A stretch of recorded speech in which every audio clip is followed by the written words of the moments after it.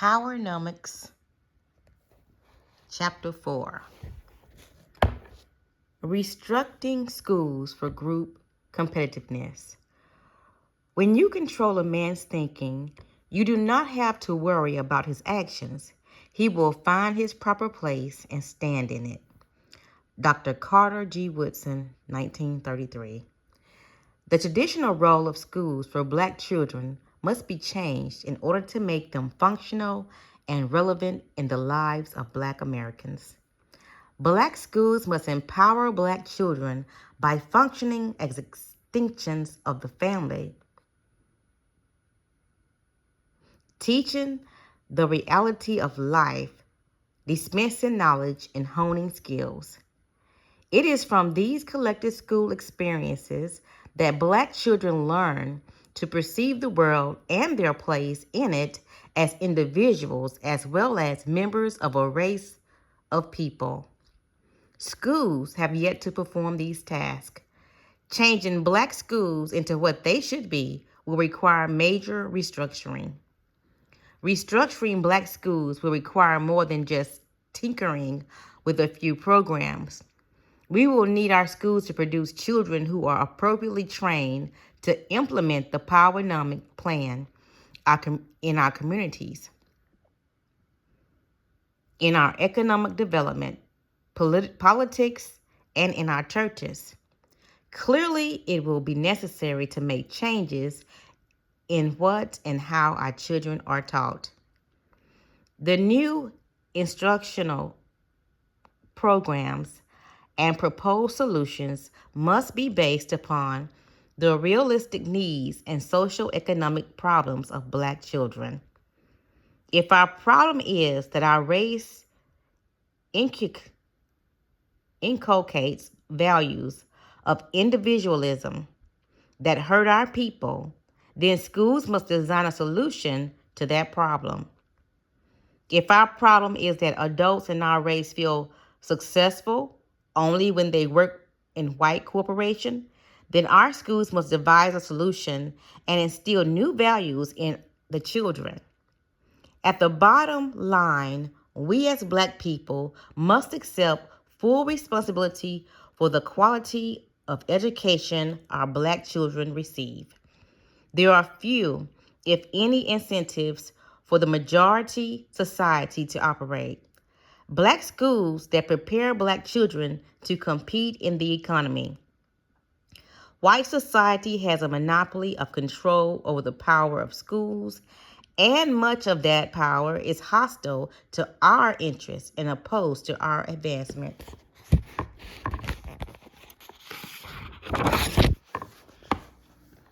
Black America and its schools. Dr. Carter G. Woodson said in The Miseducation of the Negro, Blacks are the only group of people who take their most precious possession, their children, and ask their oppressor to educate them and to mold and shape their minds. Today, Blacks are totally dependent upon the majority society to prepare Black children to compete with white children. White control of Black schools presents a conflict of interest for the majority white society whose primary interest is in its own children. As long as Black people continue to wait on white society to educate their children, they will be waiting for a long time. Black America must educate its children through community-based partnerships between students, teachers, parents, churches, and businesses. The same building principles that were useful in rebuilding our communities can be applied to schools, which are essential institutions in functional communities. Schools are also communities in and of themselves that should be built based upon a strong sense of community, trust, cooperation, and a group accountability. When teachers, children, and parents work together toward group goals, they naturally evolve into a community of interest that they control. The design element for education in the Powernomics plan are very purposeful.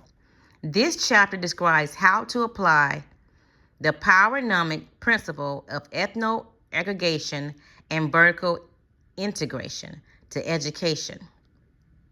This plan is extended to foster a love and respect for educational excellence, and also provide a framework of self-discipline, a sense of community, and racial pride.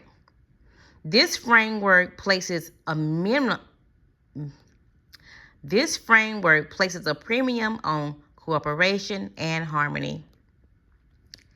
It is extended to foster strong, productive alliances between Black families, schools, businesses, public office, civic institutions, and churches as we recreate them through PowerNomics.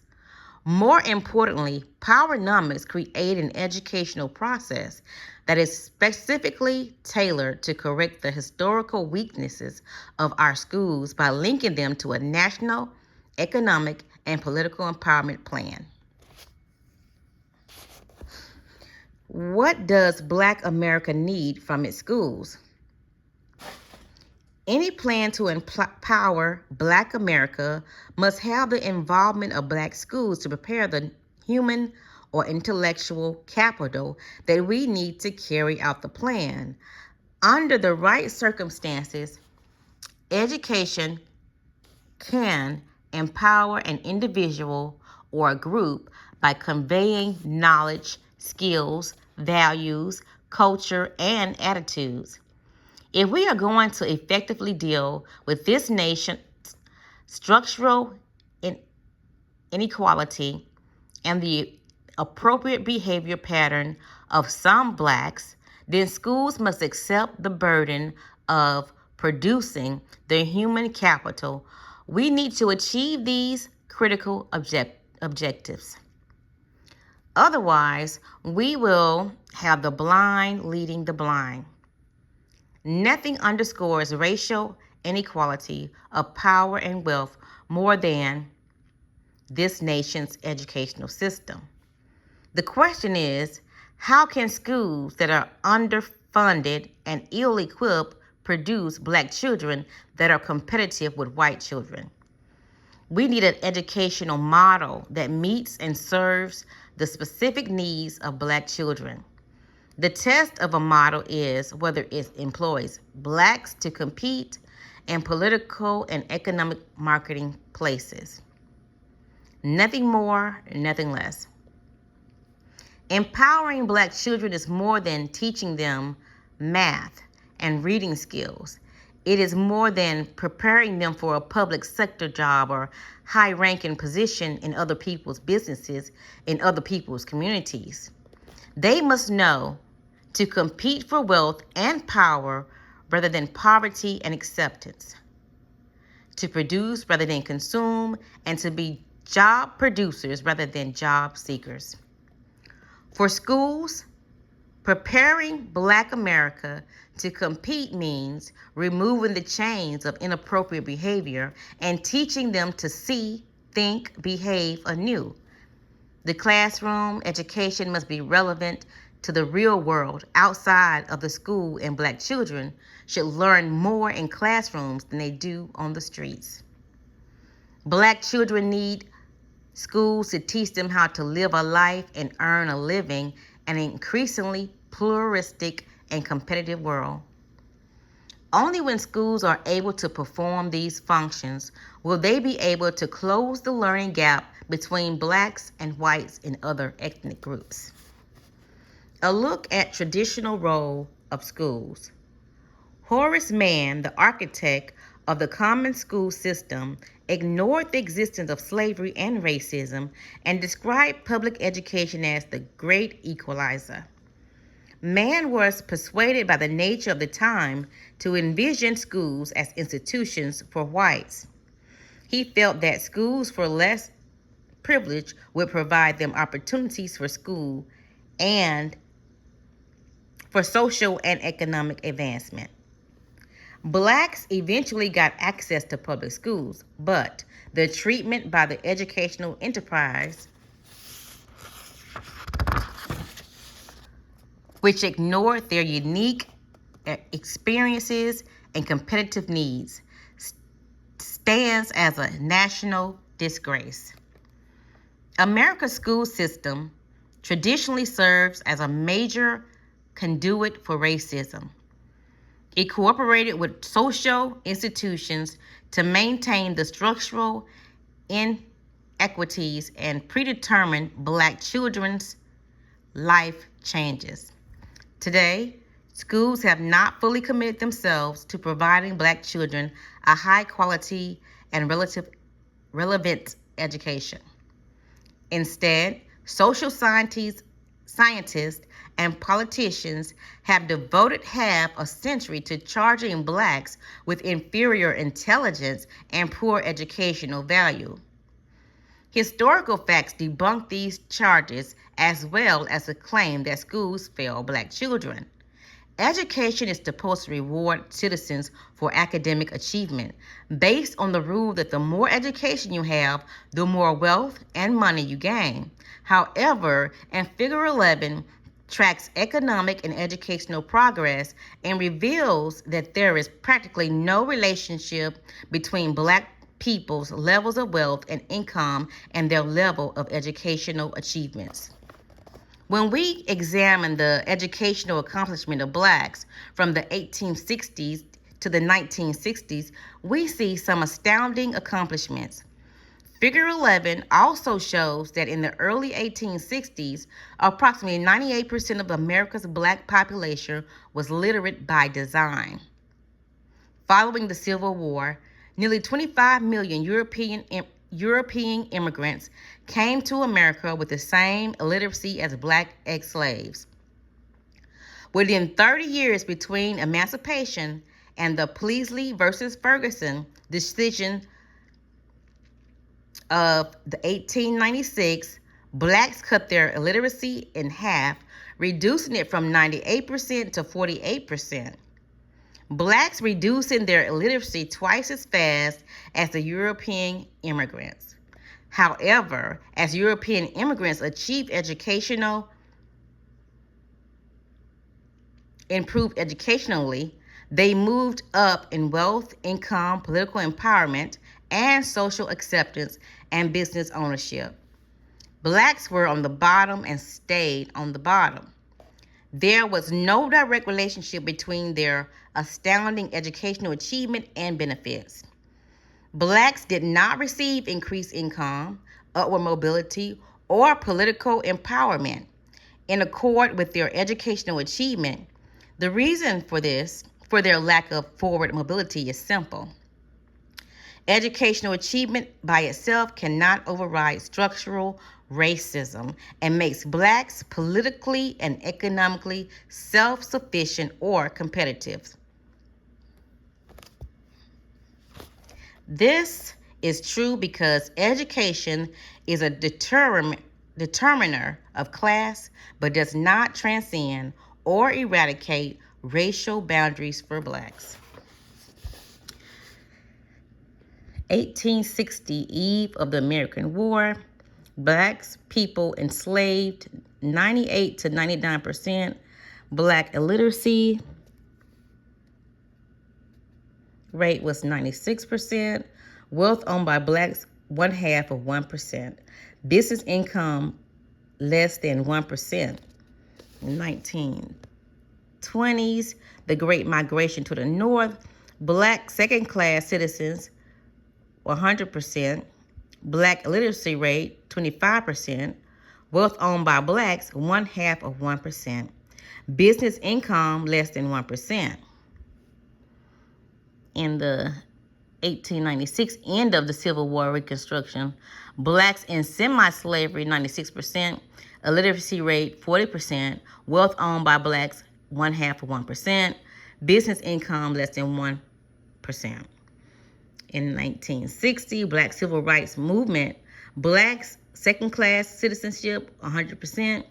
Black literacy rate, 14%. Wealth owned by Blacks, 0.5%. Business income, less than 1%. Figure 11, educational gains versus economic stagnation. As indicated in figure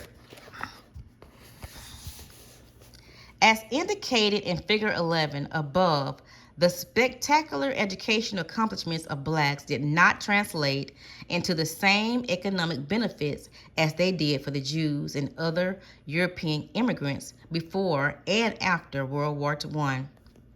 Jewish immigrants were coming into this country with illiteracy rates equal to blacks, but since they were not black, they were accepted into banking, clothing, entertainment, and jewelry industries and professions. As they were being accepted, a national racial backlash moved across the country in opposition to black people. In the South, members of the majority social society burned black farm crops, poisoned their animals, and poured kerosene on their farm crops and lynched at least one black man per day. Their nearly impossible education achievements did not change blacks' status in terms of power, wealth, and upward mobility.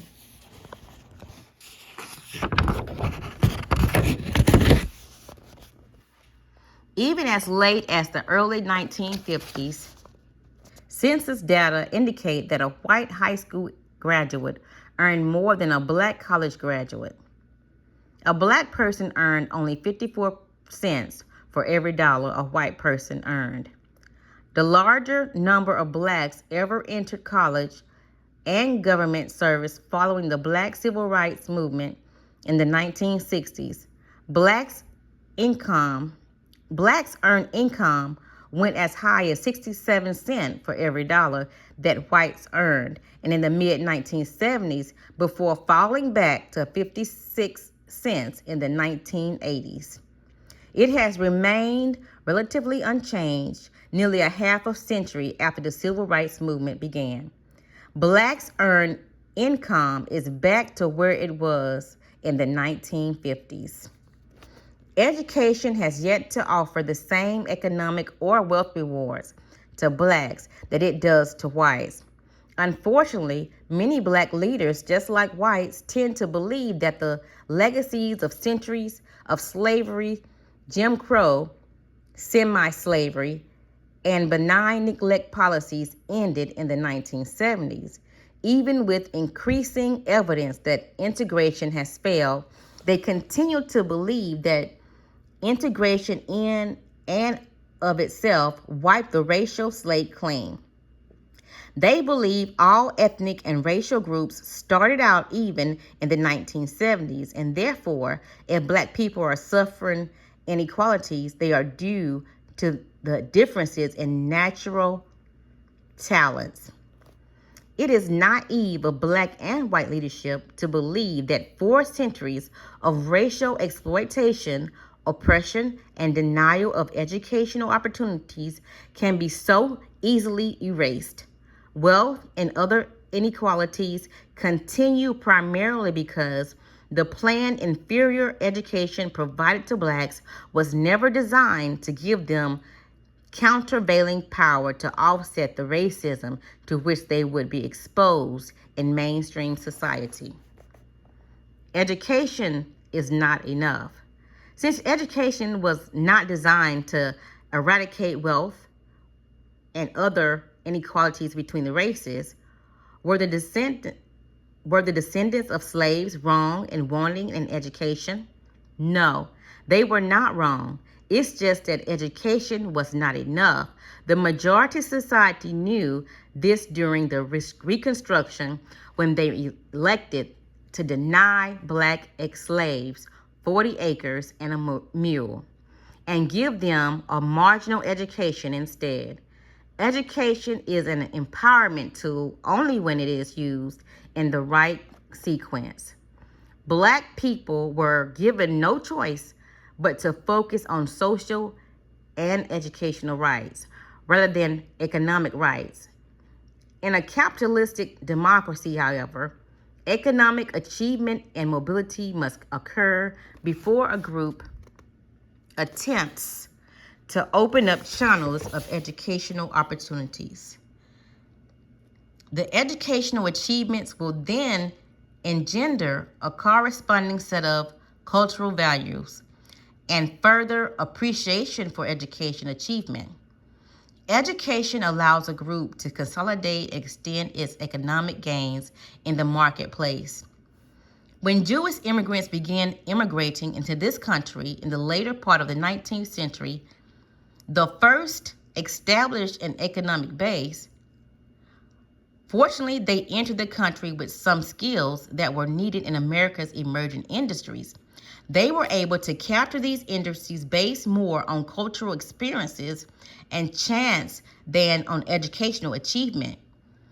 After succeeding in these industries, they used their acquired wealth, political clout, and social acceptance to enter and begin dominating education.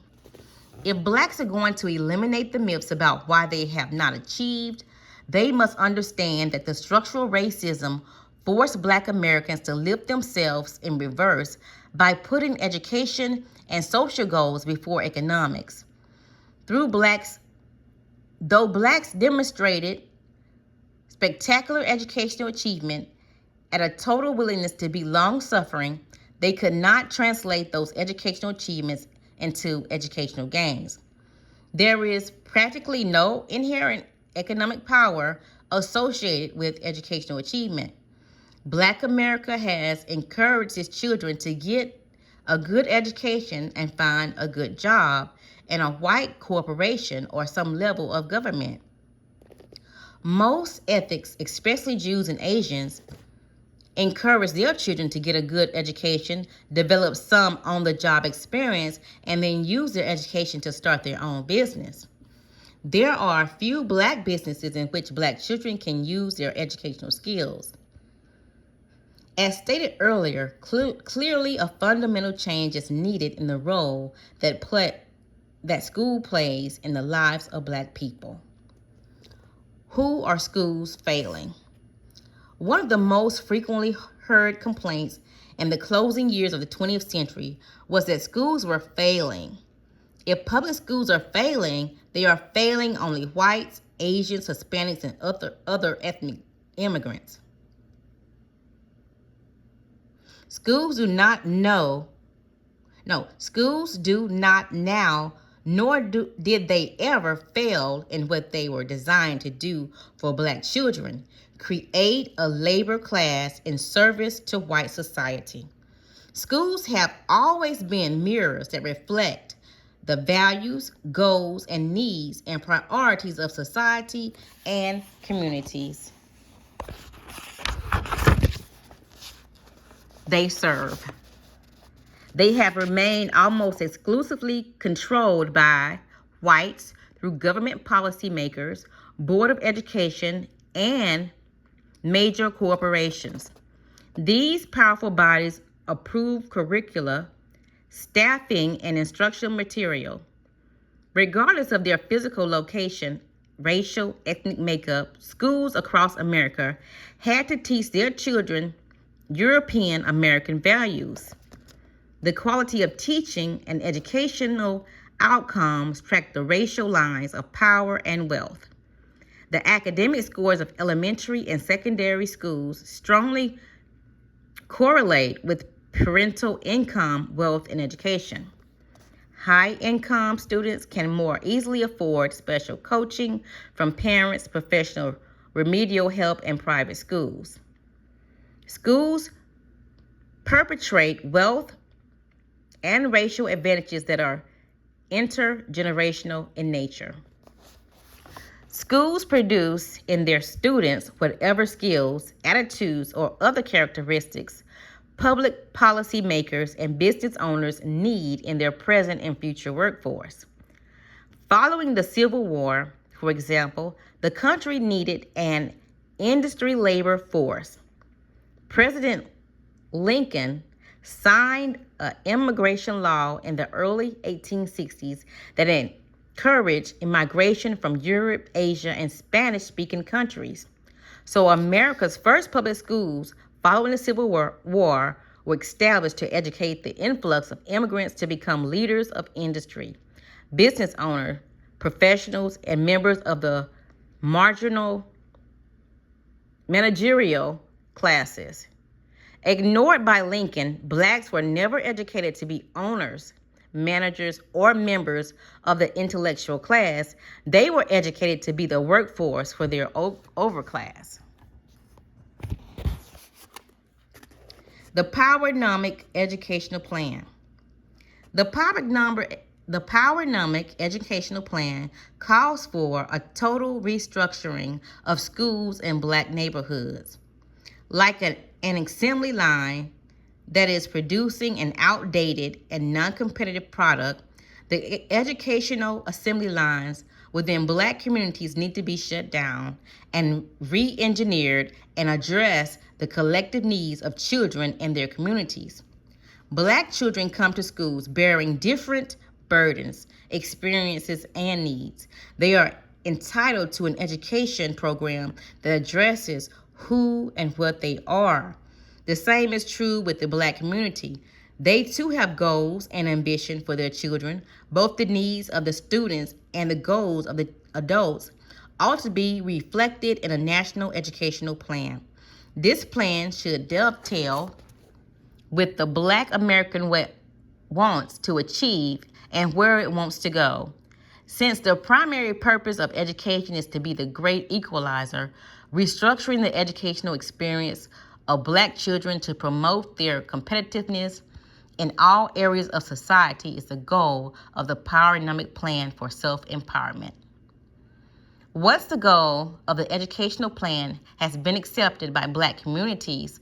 Black educators have the responsibility of modifying school curriculum, instructional material, teaching methods, extracurricular activities, administration, community-based activities, school-parent relationships, and even professional services with the specific intent of bringing educational parity to black children.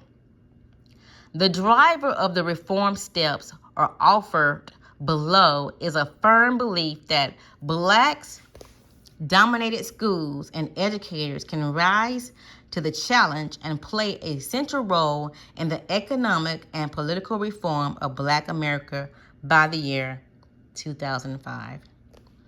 Education reform number 1. Halt school integration. School integration has failed and should be stopped. Even though halting school integration would surely be celebrated by social conservatives, black America has little choice. The pain of school integration is borne almost completely by black Americans. The majority white society has not been required to give blacks anything they did not have already. They profited while blacks bore the pain. School integration ought to be halted for the following reasons. First, the original intent of the Clarendon County SC lawsuit in 1953 was for parity in the allocation of education funding. Under a separate but equal public policy, blacks wanted to stop the local board of education from giving whites 4 times as much money as they allocated to the black schools. Blacks were more concerned about equal than separate. Second, the U.S. Supreme Court, Brown versus Brown of Education, ruling that segregated schools were inherently inferior and unequal was wrong. They are unequal when they are unequally supported. Instead of integrating and busing black students into white schools, the Supreme Court should have ordered the Board of Education to bus more money, better institutional material, better trained staff, and newer equipment into black schools. Third, research studies conducted in Norfolk, Virginia in 1995 and other school districts revealed that black children are not performing significantly better in integrated schools than they were performing significantly better than they were in all-black schools. Moreover, some schools showed either no progress or, in some instances, academic achievement gaps that were widening rather than closing. Fourth, integration made Black people guests in America. Integration has been used to justify closing Black schools, firing Black teachers and administrators, busing Black children, assigning massive numbers of Black children to special education classes, and depriving Black children of the advantage of being a majority population. Finally, in 1991, the U.S. Supreme Court, in its Board of Education of Oklahoma versus Dowell decision, ruled that school districts can halt integration efforts. Thus, for the first time in history, Black America are free to return to local control and fashion their own educational plan and policies. Education reform number 2, control public and independent schools. Since 1977, the U.S. Supreme Court has issued a number of rulings that Blacks can now use to regain control of public and private schools within communities that serve their children. Their schools must be restructured, the mission, curricula, budget, and teachers to serve the immediate economic ends of those who control them. Without that control, Blacks cannot direct or use schools for their own purpose. How does a community get control of its schools? Many majority Black urban areas provide instructive case studies, and the types of problems Blacks will encounter as they seek more control over their schools, especially public schools. Detroit is an example. Detroit was a leader in locally controlled schools in 1960s. The movement that started 3 spread across the nation. Now Detroit is leading a change in the opposite direction. White control of Black schools and their students. Detroit is a majority Black community with a Black student body, Black mayor, Black-dominated city council, and elected Black school board. Local control should have meant Black local control. However, as is often the case, it did not. In January 1999, Michigan's white governor, John Engler, proposed that Detroit public schools with a 98% Black students enrollment be taken out of the hands of elected local school board and transferred to one appointed by the mayor. The governor also proposed that the mayor appoint a representative to Detroit School Board who would have the power to override and veto any actions. This political maneuver essentially transferred control of the Board of Education from electorate to the governor and the mayor of the city. As expected, once the transfer of power took place, the governor appointed a white representative to oversee the dominating Black Board of Education. Whether the schools are predominantly white or Black, located in an urban inner city or not, they are always under the control of whites. So while parents in non-Black communities are getting more control over their schools, Black communities are losing it. Whites have control of Black schools, whether they take over public institutions or establish underfunded charter schools, a voucher system, or implement similar conservative concepts. While charter schools can be developed to advance Powernomic principles, at present, most charter schools are underfunded and lack the support and auxiliary services that they need to be successful. They compete with and undermine public schools. Whether it is vouchers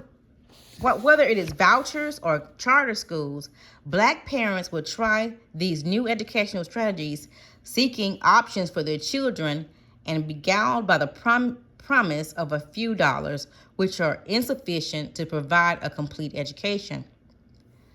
Within the next few years, it is not difficult to project that social conservatives who argue for tax cuts and options that divert funds away from public schools will successfully destroy, or at least severely cripple the public school system. These growing trends contribute to the loss of control blacks have over their educational system. How can blacks exercise more control over institutions within their own residential neighborhood as they rebuild them into communities? It will not be through civil rights, equal opportunity, or social integration. All have failed blacks. Control must begin by using Supreme Court decisions to gain control of the money that supports schools. The old adage that he who pays the piper names the tune still applies. All states assign substantial power to local school boards. The bulk of school funding comes from local communities and not from the federal and state government. Since black communities pay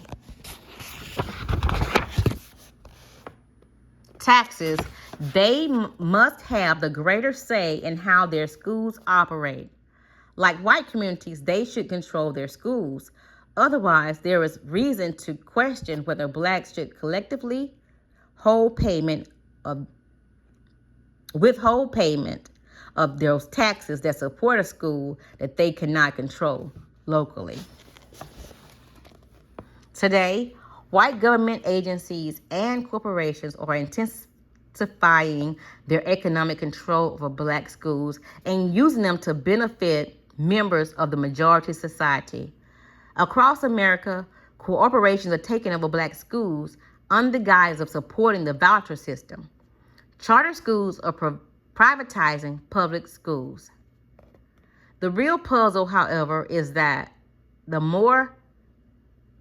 real prize, however, is the more than $100 billion that is spent annually in urban school districts for building construction, school supplies, textbooks, food services, testing programs, and internet infrastructure and services. The profit motive remains king in the corporate world, and the black educational systems are the prize. They are sought after prizes, not necessarily because they have the largest budgets, but rather because their money is an easy target. They do not face significant internal competition from black people, nor do they encounter cumbersome or restrictive procurement standards. Corporations use many tactics to pry the black community for their own benefit, and the techniques are much the same regardless of the particular area they target. A frequent technique is to hire a credible black person as an interface. The interface gets a nice salary, and the company gets direct pipeline into the source of profit they seek, which in this case is the school. Because blacks have such a weak sense of community, it is sometimes hard to deconstruct those opportunities to find the catch. If blacks are going to control schools, they must recapture funding. It is states' responsibility to fund schools, but control is a local decision. By following the money, blacks can take conservative programs and use them to their own advantage. They can set up special independent schools, whether they are charter schools, religious schools, or private academy. They can make this trend a positive one and set up schools to take care of the needs of their own people. Through political activism, blacks could require that new monetary controls be established that would track the funds allocated for each student. This per-student expenditure should follow the student, whether inside or outside the public school system. It should include all other money governmental entities put into the system for management, school supplies, construction, and special programs for direct or indirect support of education. Without the additional direct and indirect per student funding, the voucher would not provide significant funds to operate charter schools. The schools would have to charge tuition and seek additional public and private funds. Therefore, any community that seeks to establish a charter, religious, or private independent school system must insist that all per student funding follow each student from public schools into the new school. Otherwise, Blacks should continue to support the public schools. Education reform, number 3, cooperative and group learning versus individualism. Public and private schools based on the Power Plan must teach children to work and learn cooperatively as members of a team. White society credits Anglo-Saxon rugged individualism with development of this nation.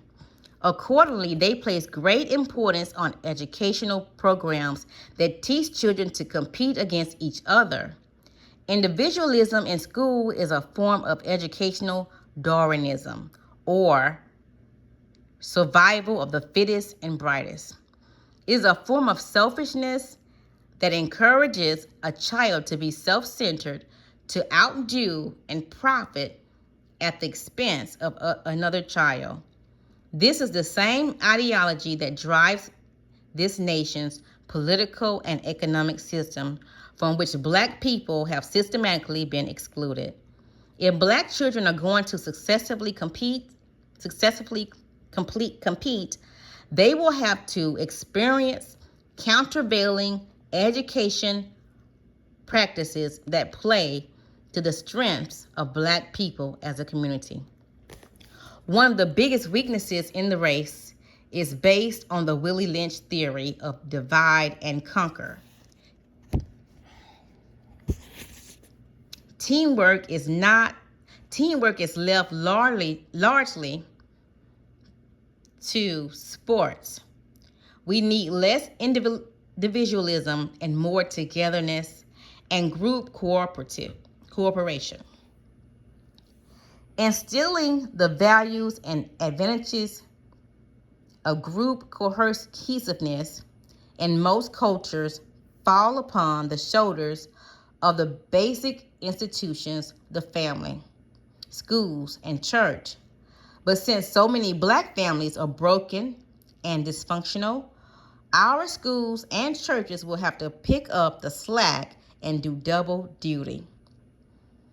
To reverse some of this inappropriate behavior patterns in our race, it is important that Black child's early school years be devoted primarily to instilling a strong communal spirit and developing effective cooperative skills.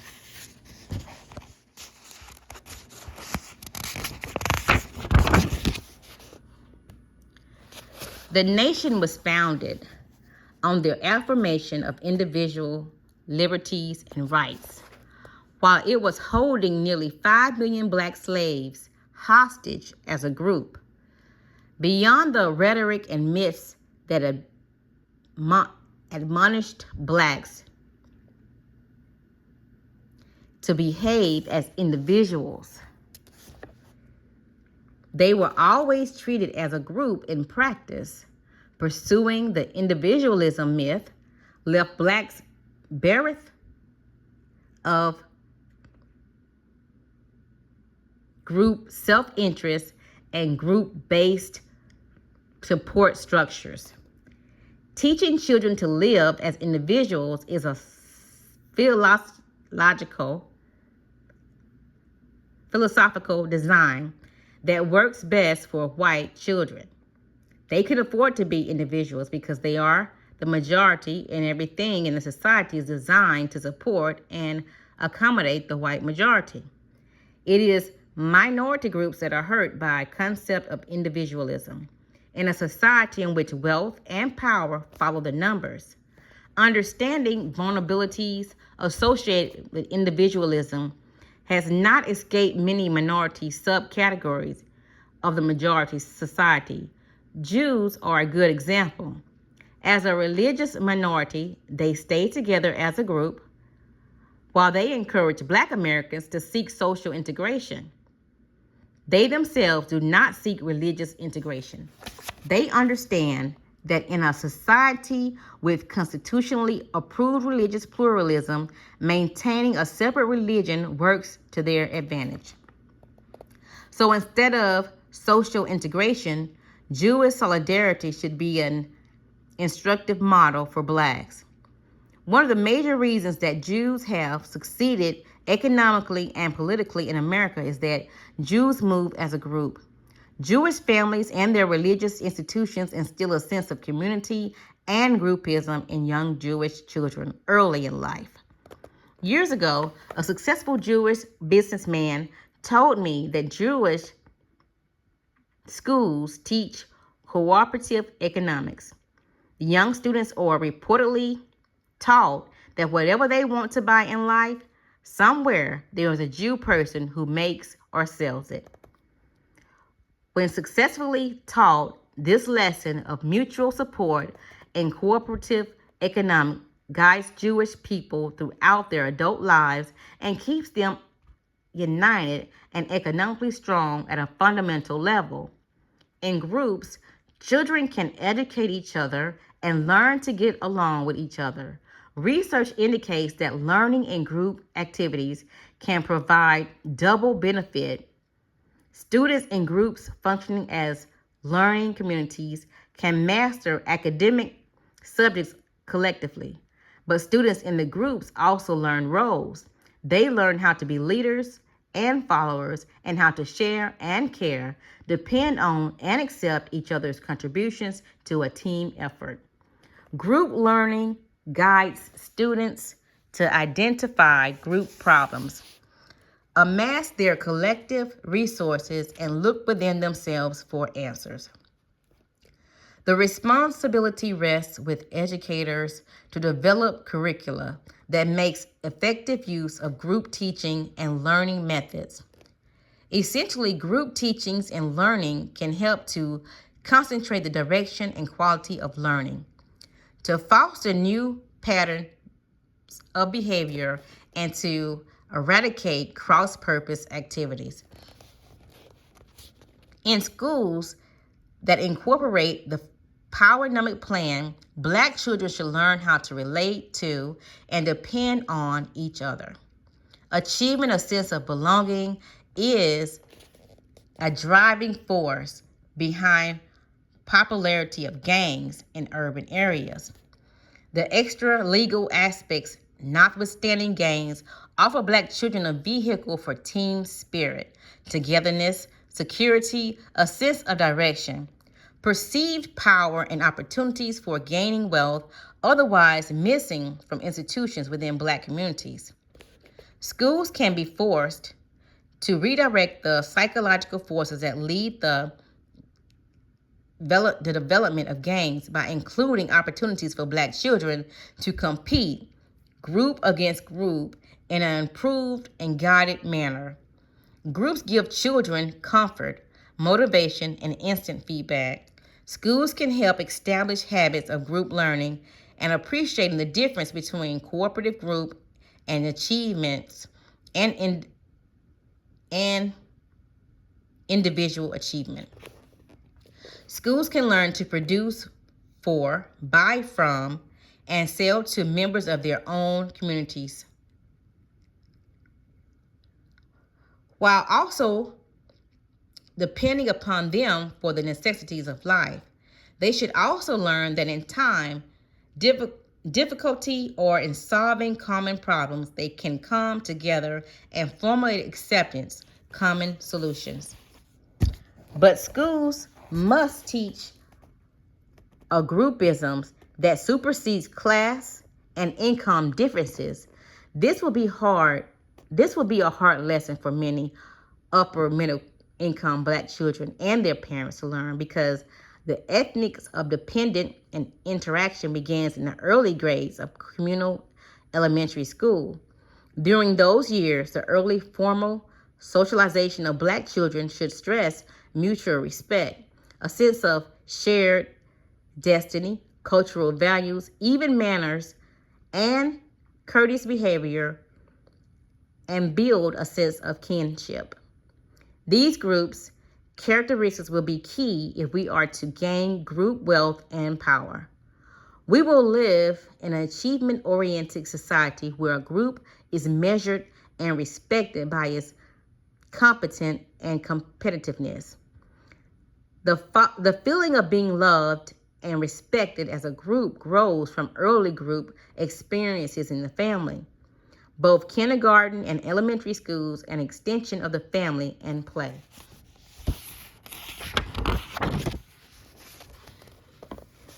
A primary role in the socialization process.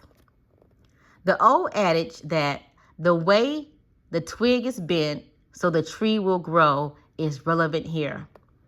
The early socialization process should teach teamwork to reverse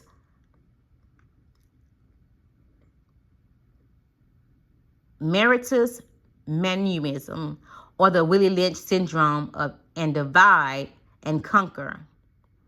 The community will be the basic building block for a new Black America, and every Black person should receive his recognition through the success of the group and the community, not for outstanding solo performance. Competitive businesses, industries, communities, and political needs, socializing young people to benefit the Black community and themselves individually and as part of the community. Teachers, administrators, and auxiliary staff need training in the new philosophies, methods, and how to revise content to achieve the new group goals. Education reform number 4, retraining education teams. Community is the cornerstone of wealth and of the PowerNomics National Plan. In Chapter 3, we learn how to convert our neighborhoods into functional communities. Black America's schools must be communities within a community and carry through that theme, especially in the formative elementary school years. The entire education team will need to be retrained so that they can reform the schools for our purposes. The instructional program should teach the key to community building, a sense of community, trust, cooperation, and group accountability, unity, group competitiveness, and academics, all in the context of Black heritage and local community goals. A communal philosophy should touch all aspects of the curriculum, defining how learning experiences are structured. For instance, reading and math can be taught in the context of the community's economic and capital business needs. School should establish a direct relationship between the learning experience and ways students could use the information to empower the community and to promote unity. In Chapter 3, we learned that a community code of conduct is essential for a functional community. Learning the code of conduct in school in a formal way will guide the behavior of our children as they learn to relate to each other and other groups inside their sphere and outside. Black children must first learn how to get along with and support other Black children before they can get along with white, Asian, Hispanic, and Hispanic children. A code of conduct teaches the child how to respect, appreciate, and value Black people so that those values will be part of the adults they become. It is important that children are socialized early to be part of a group and to accept the responsibilities that group membership brings. Black America has internalized a code of conduct from white society that teaches that growth and stability in the white community is everyone's goal, and that Black America should never be independent, self-sufficient, or competitive. Community schools should teach our children that responsible behavior means that every individual act must help strengthen, not weaken, the Black community. The principal function of the family is to protect young children. The family is the first economic and political entity to which Black children are exposed. Kindergarten and elementary schools are extensions of the home and function as a child's first formal external socialization process. It is at this formative point that we must begin to build community-based education in close alliance with Black parents. In elementary schools, students usually learn how to excel individually instead of how to use their strengths to benefit their community and their race. Community-focused education exposes children to systematic learning experiences they grow out of and relate to the needs, values, and concerns of the community. They should learn that being part of a group does not stop one from competing, but they must also learn the value of doing their best to make their group, their team, competitive. If they learn these lessons in their youth, they will continue to function as a team as they get older. Parents will also need support because they are products of the very schools that they want to change, and because they are also struggling to recognize and reverse the inappropriate code of conduct that was instilled in them. The alliance between schools and families, community-based schools, are mutually supportive environments where children grow as individuals while learning to function as an effective member of a defined group. In these formative years, Black parents and their communities can work together through the schools to devise child-raising strategies to achieve ethno-aggregation and vertical integration. One of the greatest impediments to Black achievement is the lack of unity. Children can be taught ethno-aggregation. Blacks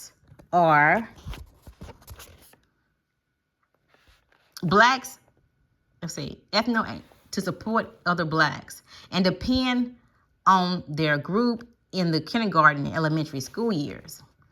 Later in their high school years, Black children should be taught the principle of vertical integration, how to move upward as a group, and to compete with others outside their group for control of wealth, resources, and power.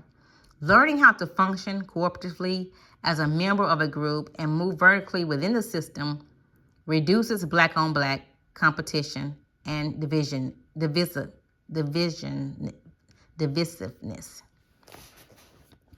Community schools can also help parents develop parenting techniques that encourage and reward desired behavior in their children. To foster a strong sense of community, unity, and group togetherness at home and in schools, children should have opportunities to cooperate with others in getting things done.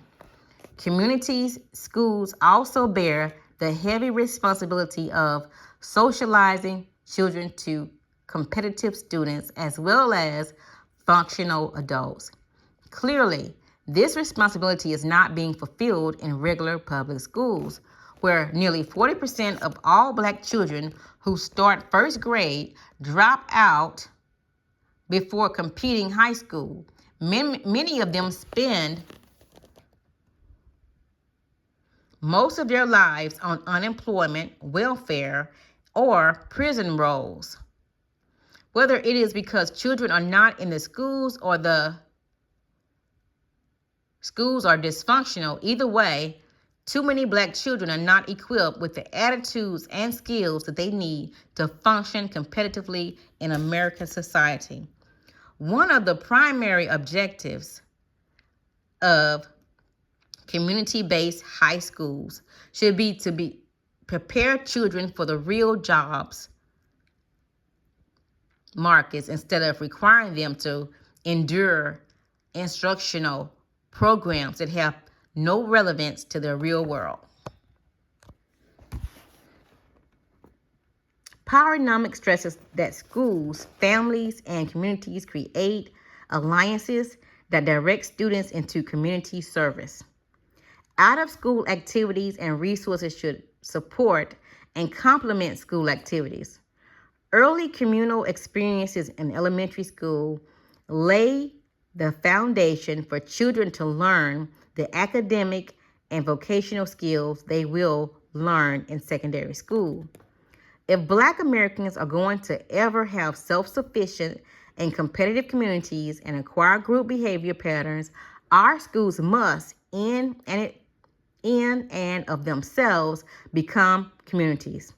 It will be teachers, administrators, and other staff who will find ways to impart these critical new values and accept the challenge of these new roles. But they will require extensive support and training.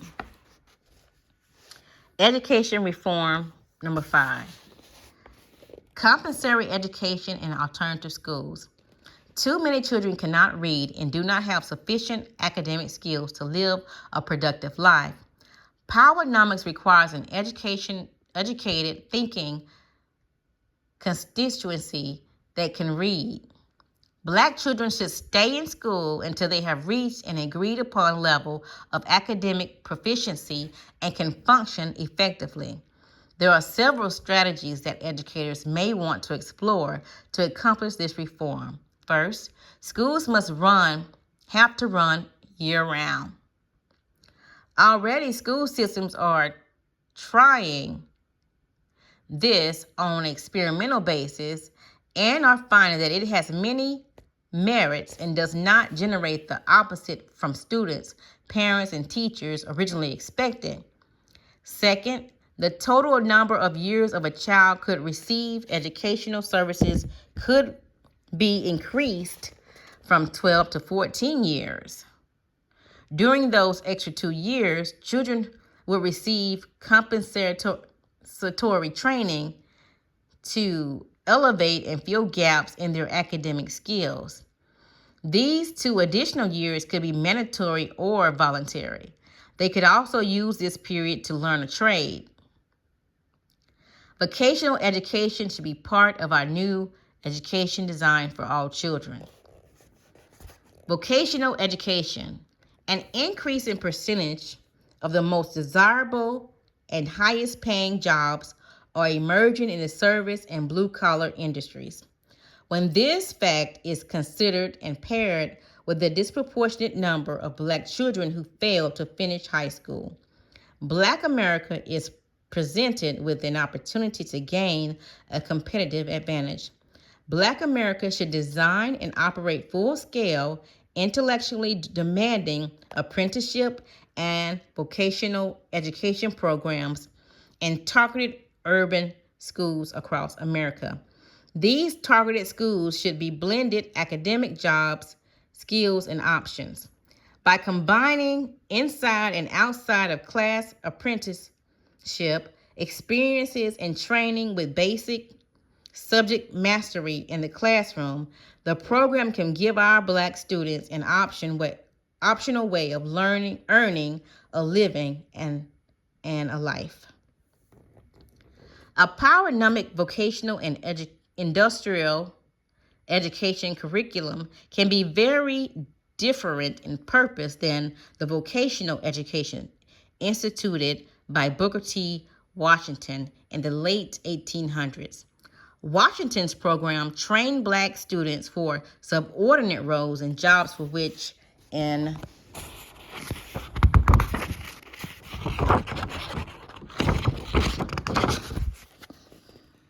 most instances, there was no markets.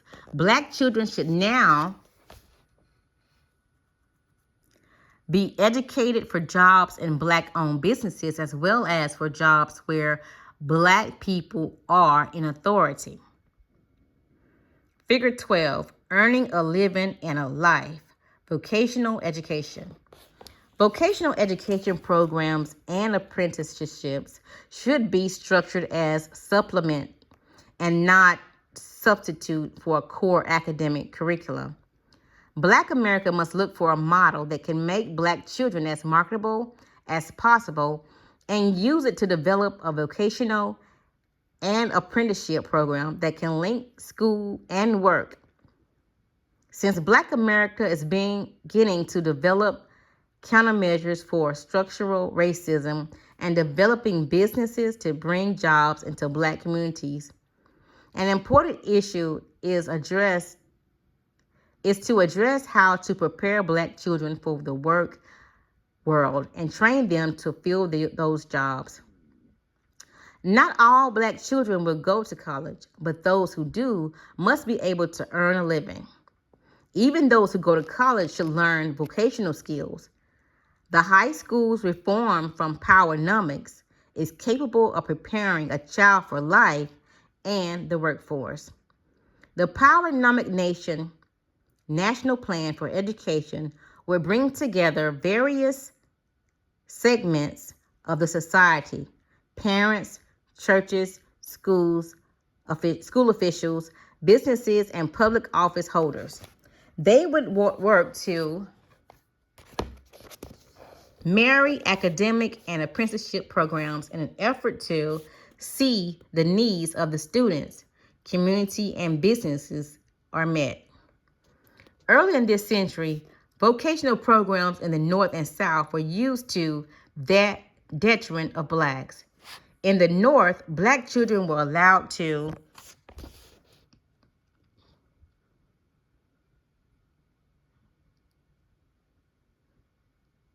elect an array of shop classes, even though Blacks had no outlets for their acquired skills because of closed union shops and skilled trades.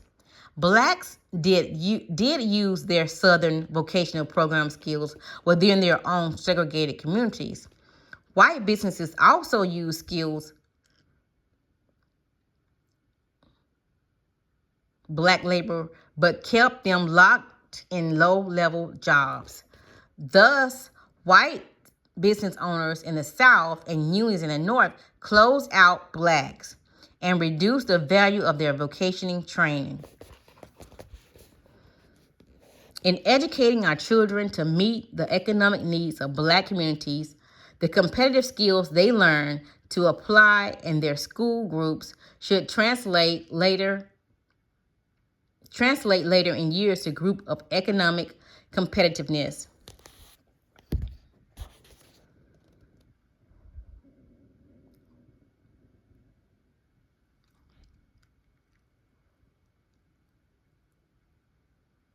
The vocational school program inside Powernomic communities will produce human resources for vertical industries and other communities, businesses outside of the community. Schools and businesses should establish apprenticeship and work-study programs. These internships and work relationships guarantee that the academic program and the business linkage produce on the job training relevant to available jobs markets inside and outside of Black communities. Black students would then be equipped to leave school with an academic as well as a vocational skills. Educational reform. Number 6, using technology. Technological development, computer advances, the internet, high-speed data connections has rapidly changed the way we conduct most life activities. It's important that our children are exposed to and learn how to use the developing form of technology so that they will have marketable business and employment opportunities in life. It will be the role of the Powernomic-based schools, however, to frame technologies in the most appropriate way for our goal as a tool that increases efficiency and information. They will be trained in using computerized technology and processing and research,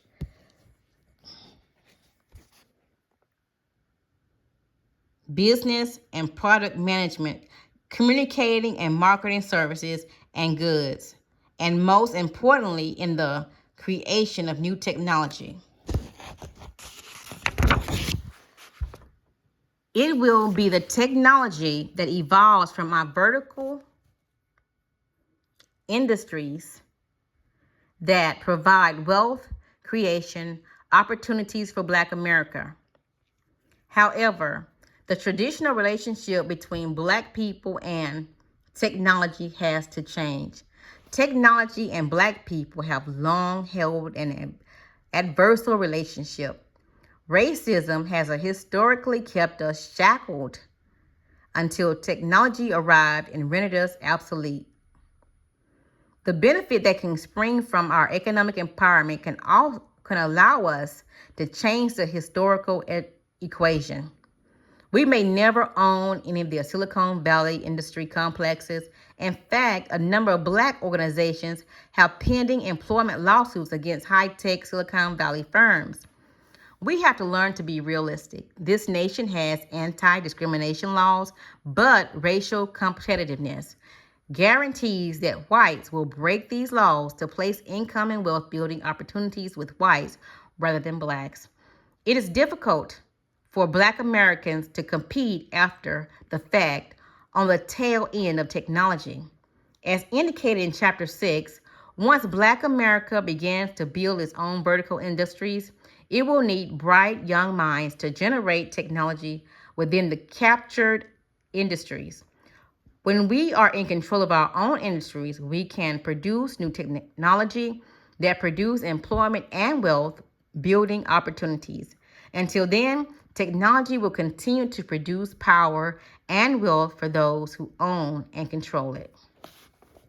Education reform number 7, the new role for Black colleges. Now we must reclaim the identity and governance of historically Black colleges and restore their original roles.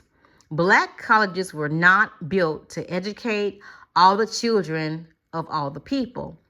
They came into existence to educate Black people, to equip them with competitive group. Since Black people are far from being economically and politically and educationally competitive, Black colleges have not fulfilled their mission. From emancipation until the Black civil rights moments, ex-Black slaves sold wood, flowers, pies, ice on the streets to generate enough money to acquire land, building equipment, and materials to sustain a network of Black colleges. Black colleges were commissioned to take undereducated Blacks and teach them to be doctors, nurses, teachers, and other professionals. We must reclaim our Black colleges and return them to their former glory and mission. One of the Black America's greatest educational setbacks has been the erosion of its historical colleges following the Black Civil Rights Movement of the 1960s. Since integration, Black colleges have been forced more into the mainstream and severely hampered in meeting the educational needs of this nation's Black communities. A study conducted by Walter Allen validated this conclusion. Allen, in his study of gender and campus race differences in Black students and academic performance, racial attitudes and college satisfaction, compared Black students at predominantly Black universities with those of predominantly white universities. He concluded that Black schools do a better job in educating Black undergrads than white universities and provide a more nurturing environment to instill skills, self-confidence, leadership, opportunities, and a competitive spirit that Black students do not receive at white universities. As society integrated, State Board of Regents and other oversight agencies moved to close down Black colleges or merge them with white colleges. Black colleges found themselves in a dilemma. They were instructed to justify their continued existence by converting their educational curriculums and supportive programs to be similar to offerings by white colleges. Once they changed their mission and converted their programs into miniature white colleges, the power structure then argued that they ought to be closed and merged with white colleges because states do not want the double expense of two colleges offering the same educational opportunities. As required by the integration process, many black colleges merged into white colleges and disappeared. Never did a white college emerge into a black college and disappear. Within one generation after the integration process began, 7 historically black colleges had become all white, and it's projected by some of that a similar number will change hands in the future. When whites take control and convert the colleges over, they acquire ownership of the land, buildings, and other tangible assets, but they do not adopt the original mission of the black race. The nature of white integrated colleges impedes their interest and accommodating the interests and unique needs of black students. Increasingly, black colleges are prohibited from focusing on racial matters.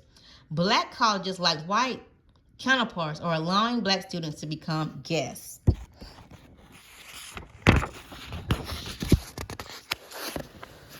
Black colleges were once important and valuable refuges for black students and black professors. Integration sounded a death knell for black colleges too.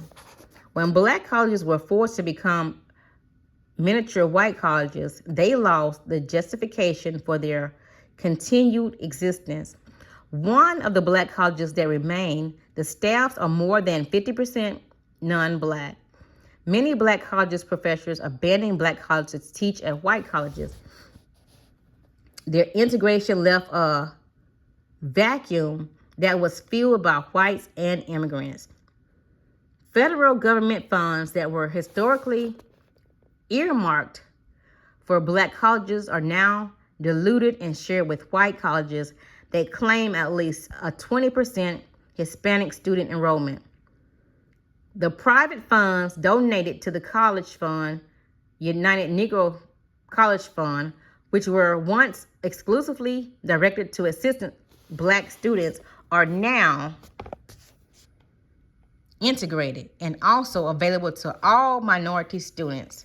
However, education funds that were set aside for Jewish, Asian, and American Indians and Hispanic students have never opened up to needy black students. Black leadership has not explained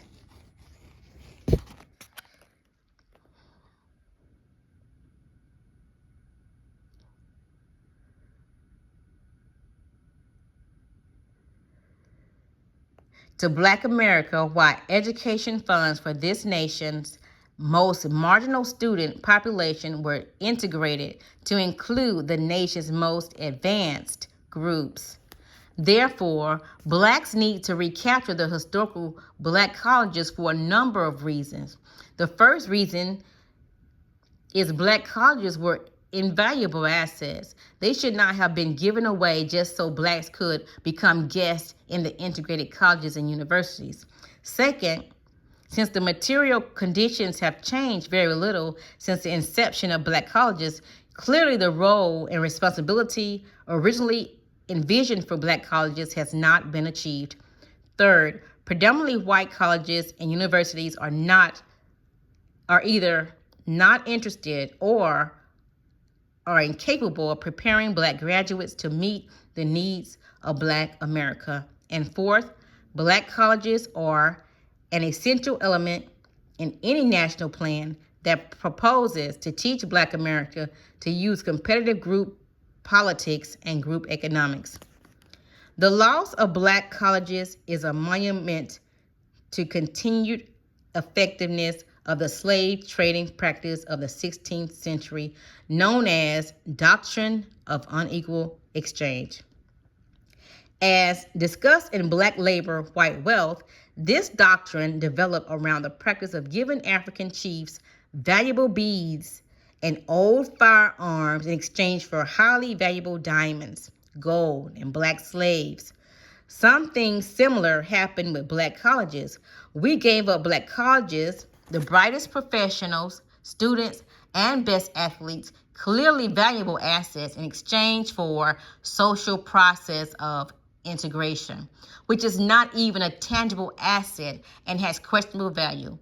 By the late 1960s, Black America was trading off its hard educational resources, both physical and financially, for social privileges. We are the only minority who chooses to do so. Jews participate in various inter-domination activities, but they do not turn over Jewish schools such as Brandeis University just to participate or get along. Catholics also participated in inter-domination religious groupings, but they have not relinquished control of Notre Dame. Women and American Indians have socially integrated, but they did not turn over their colleges. Apparently, the doctrine of unequal exchange is primarily practiced on Black people. Black America needs its historical colleges to prepare its young people to become economically and politically independent and competitive. They could provide agricultural extension services, technical businesses assistance, and continuing education programs in targeting Black communities and industries. Black farms and landowners still need to be in a position to convert their land into productive income streams. Black people still need the resources farms produce, and farmers need access to the markets that exist in urban areas. Black colleges can help devise a new distribution system that would link farmers and food that they produce to communities that need it, first in Black communities, then later into white communities.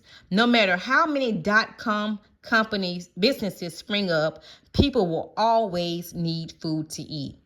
Black colleges should function as research institutes and data centers for guiding Black economic revitalization, reparations, and political leadership. They must again become a place where our scholarships are able to do research. We will need them to do research on any number of issues, including political independence of Black people, and answer research questions such as, how do we best revitalize urban land and property? How do we rebuild industries? Black colleges should put our best scholarly minds to work on the question of the best way to organize a reparations movement and develop a formula to calculate benefits. How much are Black people entitled to? What are the justifications? They should be teaching Black students to take up intelligent political roles based on a clear understanding of historical challenges and predicament, to develop political policies and accountability systems that helps all Blacks. To complete the circle of information, Black colleges could establish advisory boards as a mechanism for input from business, political, and community leaders. This will link them with national intellectual resources.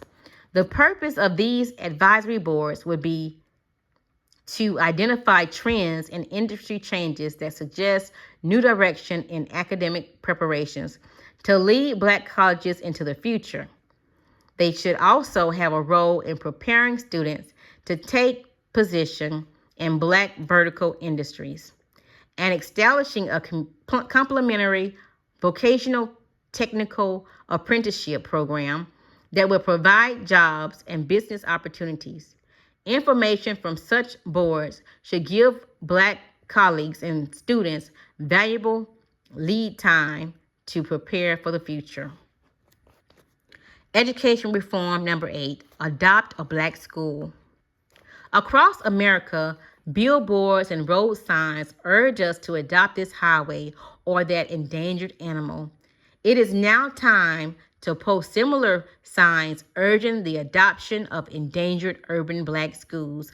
We need and adopt a Black school program that links all segments of our society with targeted Black schools. Urban school boards could establish and coordinate the involvement of various kinds of community programs. These high-profile communities could bring the resources to the schools. For instance, business advisory boards and financial sponsors such as chambers of commerce and other business organizations could help design the content of high school vocational, technical, and apprenticeship programs in neglected schools. A combined academic and vocational program could help raise the academic standard, increase student attendance, reduce discipline programs, develop vocational skills, lift students' self-esteem, and offer them recognition for their accomplishments.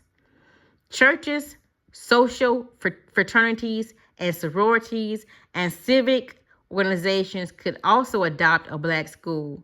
They could also establish and support programs that would serve as a conduit for bringing in additional financial and personal resources into the schools. These groups could meet regularly with either the school boards or the local schools administrators to discuss their process and needs. If necessary, schools can be reformed with smaller schools operating within larger schools, but all of the schools and programs should be oriented toward empowerment of the Black students in alignment with the National Empowerment Plan. This is not a new role for schools. Schools have always produced whatever skills and competencies the society wanted in its children. There simply has not been a social demand or market for well-educated, well-prepared, and competitive Black children. Conclusion: failure to rethink, restructure, retrain, retool, and resume control of schools and Black communities will produce yet another crop of non-competitive Black children. Black America must respond to new ideological, demographic, and political challenges that are emerging.